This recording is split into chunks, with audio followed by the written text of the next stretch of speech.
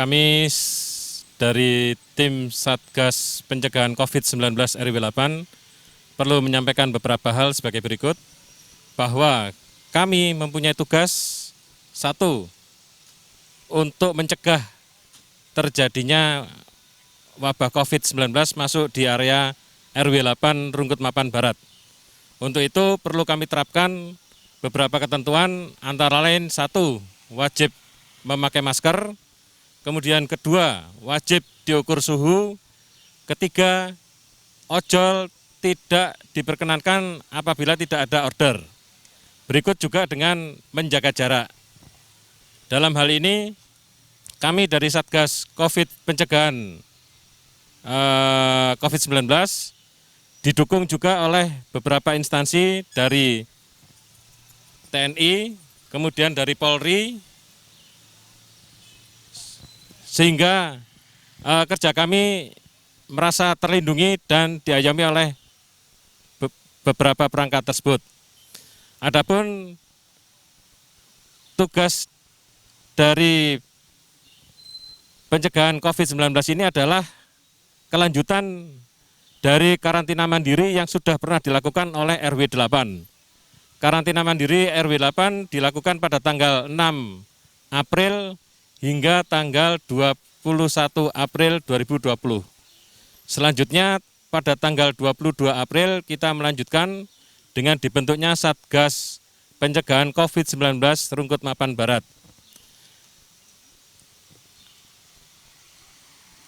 Dan secara kebetulan dari pemerintah juga melakukan PSBB yang dimulai pada tanggal 28 April 2020. Adapun untuk larutan yang digunakan pada saat masuk di bilik sterilisasi, yang kita gunakan adalah larutan BKC, singkatan dari bensaklorium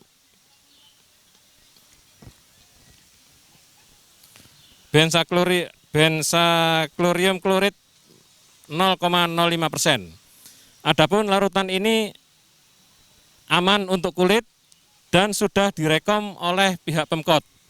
Pihak Pemkot juga mendukung dengan adanya Satgas COVID-19 di RW 8 ini. Di samping itu, dari warga RW 8 juga telah memberikan gambaran mengenai perkembangan update COVID-19 di Jatim, kemudian update COVID-19 di Kota Surabaya, kemudian turun lagi update COVID-19 di tingkat kelurahan Surabaya Timur, kemudian di tingkat kelurahan. Jadi update ini dilakukan hari per hari. Jadi untuk mengetahui perkembangan sampai sejauh mana pencegahan dari Satgas COVID-19 RW 8 ini berhasil. Mengingat di lingkungan sekitar kita sudah termasuk dalam zona merah. Selamat siang Pak Heri. Mohon dibantu Pak untuk memberikan penjelasan kepada kami dari tim Satgas COVID-19 RW 08 Rungkut Mapan Barat tentang bagaimana pencampuran atau pemberian larutan terhadap desinfektan yang akan digunakan di wilayah Rungkut Mapan Barat Pak. Terima kasih. Terima kasih. Pada dasarnya disinfektan itu yang disarankan ada 11 jenis, akan tetapi ada beberapa hal sifat-sifat daripada desinfektan itu ada yang oksidator dan lain-lain. Tapi kita memilih BKC atau biasa disebut benzalkonium chloride. Di sini suatu disinfektan yang sangat ramah lingkungan dan dia dari bahan-bahan organik.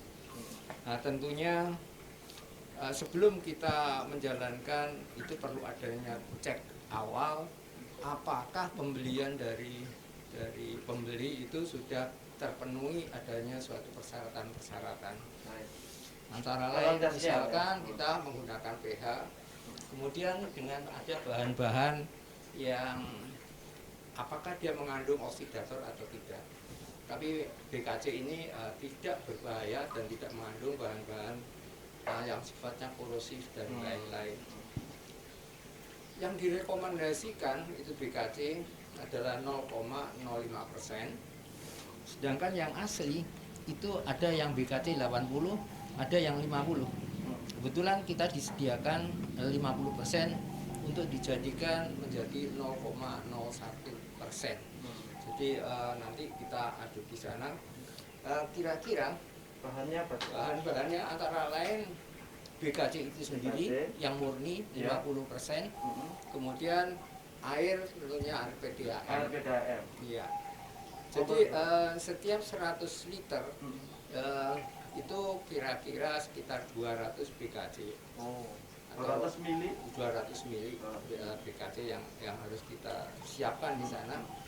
Alat ukurnya kemudian alat-alat ukur ini untuk menguji apakah benar BKC ini telah memenuhi, diantaranya ada BD-nya dan lain-lain, kita ukur. Kemudian kalau sudah benar kebenarannya maka kita membuat suatu larutan. Contohnya misalkan kita mempunyai stok karena ini air atau masih larutan Pak? Ini semuanya sudah kita siapkan larutan. Di sini juga ada air. Air PDAM-nya. Ya, PDAM-nya. Ini alat tampungnya ya. Alat tampungnya karena pemenuhan itu memang cukup besar sehingga harus kita perlahan-pelan atau menyediakan bahan yang ada. Suatu contoh misalkan kalau kita ini sudah kita masukkan sekitar 200 liter, kita mencoba tuangkan BKC ini pada yang sudah kita siapkan. Jadi untuk memudahkan dari volume yang 5 liter kita mengambil, kita tuangkan sesuai dengan volume yang telah kita tetapkan. Kemudian kita masukkan berawal separuh air, kemudian kita masukkan cairannya, kita bersihkan, saya bersih. Kemudian sambil mengisi berikutnya kita nyalakan pengaduknya. Pengaduk. Oh, ini untuk pengaduk ya? Ya, untuk pengaduk. Nah, pengadukan ini idealnya itu antara 10 sampai 20 menit. Oke. Indikatornya apa? Indikatornya adanya suatu kestabilan daripada angka keasaman atau pH yang ada di sini. Ngetes lagi angka keasaman. Iya, kita tes. dengan pendekatan dengan PDAM. Nanti kalau sama, kemudian kita coba ya, kita obok-obok begitu, nggak masalah. Lalu kita siap untuk didistribusikan. Oke, terima kasih. Nah, tentunya pendistribusiannya kita buat suatu distribusi di dalam bentuk ini, Pak Hendy. Iya. Jadi dari sini adalah kondisi-kondisi yang tentunya sudah kita tahu bersama untuk memberikan motivasi pada warga bahwa pentingnya untuk menjaga secara disiplin. Nah, ini adalah kebutuhan tiap hari untuk harian. Ini ya, Harian benar. per hari 16, 14, Betul, 14. betul. Yang tertinggi 57. Ya, yang tertinggi adalah 57. Standar rata-rata berapa? 28 ya? Average 28. 28 liter apa ini, Pak? 28 jerigen Jerigen per hari. Per hari. Iya. Untuk jerigen berapa liter? 25 liter. 25 liter. Betul. Jadi 28 rata-rata 28 jerigen Betul. 25 literan ya Betul. per hari. Total akumulasi sampai dengan hari ini sekitar 950. Dari tanggal 6. Tanggal 6. 6 April ya? 6 April. 6 April sampai ini perhitungan 8 Mei. Hampir 1 bulan ya. Satu Oh, bulan. lebih ya, lebih 1 bulan Iya, lebih ya. iya, Itu 1 950 Benar. 53 jerigen 25 liter. Benar. Wah. Nah, itu Luar kira-kira yang kemudian ada satu lagi yaitu sanitasi tentunya. Hand sanitizer. Oh iya. Di hand sanitizer itu tentunya kita melayani apakah warga itu masih merasa adanya sesuatu viskus yang dirasa. Kalau dia merasakan masih ada viskus, maka kita tambahkan dengan alkohol 70% di dalamnya sehingga diperoleh sesuatu yang sangat Nyaman ya? untuk dipakai. Jadi di sini saya mencoba untuk mempersiapkan dua, yaitu disinfektan sama hand sanitizer. Oke, betul. Mungkin begitu. Kalau bahan bakunya hand sanitizer sama Pak seperti yang di pasaran? Ya, sama. Pada saat awal sama, dia menggunakan alkohol 70%, kemudian juga gliserin, ditambah dengan zat warna maupun aroma. Ya. Oke. Akan tetapi pada umumnya kecepatan penguapan alkohol menjadikan bahan awal menjadi kental. Kental. Iya, kalau kental orang tidak nyaman, maka kami untuk Tambahkan mencoba alkohol. 70%. Nah, sebenarnya bahan aktif untuk hand sanitizer adalah alkohol 70%. Iya, tapi kalau alkohol aja jadi kering Pak. Iya, benar. Harus ditambahkan Ditambah misalnya. dengan itu pelembab Pelembab sebenarnya. ya, pelembab. Iya, Gel gitu ya, Pak? kayak gel. Iya. Terima kasih Pak. Iya. Oke, terima kasih Pak Heri penjelasannya. Semoga bermanfaat untuk warga dan kami tim Satgas bisa lebih enak menjelaskan kepada warga untuk selanjutnya. Seperti itu ya Pak Heri. Pak Hari, untuk penjelasan dari Pak Heri cukup ya.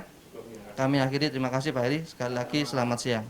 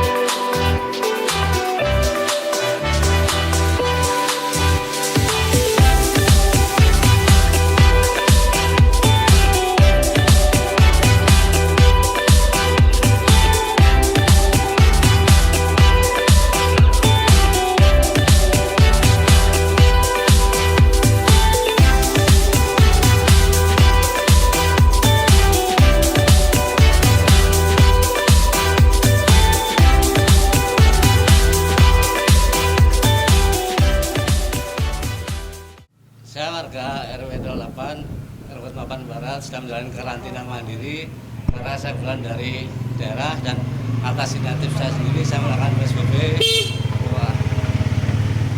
mengikuti aturan protap PSBB. Dalam hal ini kita mengikuti aturan dari Satgas Siaga COVID-19 RW 08 RW 8 Barat. Yang pertama kami datang, kami langsung lapor ke RT dan menyampaikan bahwa kami akan melakukan karantina mandiri selama 14 hari. Alhamdulillah sudah berjalan hari terakhir kemarin, namun ya banyak suka dukanya dan lucu, aneh dan lucu-lucu gitu. Lucunya apa? Saya di sini sama anak-anak dianggap ODP, dan kalau makan kelihatannya kalau mau datang ketemu itu minggir-minggir ada ODP ya itu yang asik-asik dan lucu-lucu. Tapi alhamdulillah demi kebaikan bersama, demi kebaikan keluarga dan demi mencegah penyebaran dari COVID-19 wabah ini, kami bisa menjalani dengan lancar dan insya Allah semoga wabah COVID-19 ini segera berakhir. Terima kasih. Assalamualaikum warahmatullahi wabarakatuh.